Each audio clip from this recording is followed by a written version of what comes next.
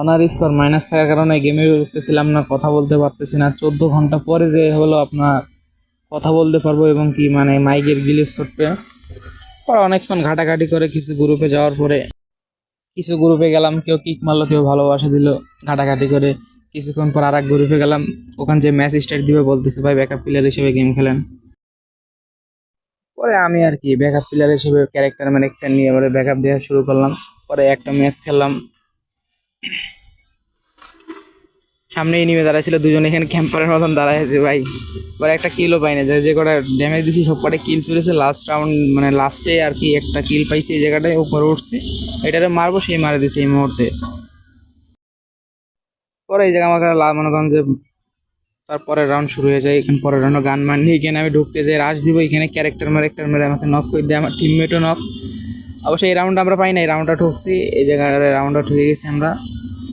আরও অপোজিটের প্লেয়ার মানে লং এর ড্যামেজ দিতেছে এবং কি ক্যাম্পারের মতন খেলতেছে, এই কারণে আরও ম্যাচটা জিতা খুবই মানে কষ্টকর হয়ে গেছে।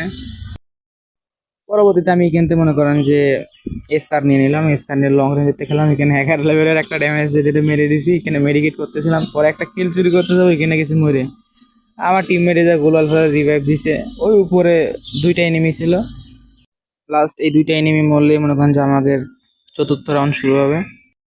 পরে এই জায়গাতে আমি ভিডিওটা একটু ফাস্ট করে দিই, যেহেতু ভিডিওটা অনেক লং রেঞ্জের হয়ে যাচ্ছিল, এই জন্য ভিডিওটা একটু টেনে দিয়ে আমরা ফাস্ট করে দিছি। পরে আমরা এই রাউন্ডটাও জিতে যাই।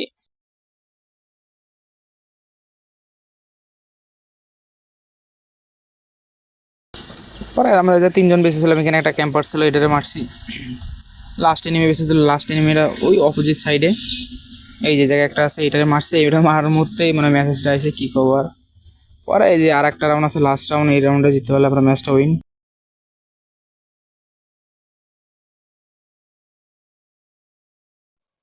লাস্ট রাউন্ড উপরে দুইটা বসে আছে ভাই, আমি ওয়ান শট আনলে গেছি, ওরা আমার খেয়ালই করে নাই।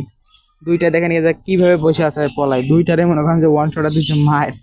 আর ভাই ওয়ান শটের গানটাও মারাত্মক, ক্যারেক্টার স্কিল নিয়ে আসলে ওয়ান শট দিয়ে খেলা কোনো বিষয়ই না। তা ম্যাচটা আবার পরবর্তীতে গ্রুপে ওরা আবার কি করে ম্যাচ স্টার্ট দেয়, যেহেতু আমার মাইক গিলিস্তার কারণে খেলে কোনো মজা পাচ্ছিলাম না, এখানে বেড়ে যায়। ভিডিওটা এই পর্যন্ত, সবাই ভালো থাকুন, আল্লাহ হাফেজ।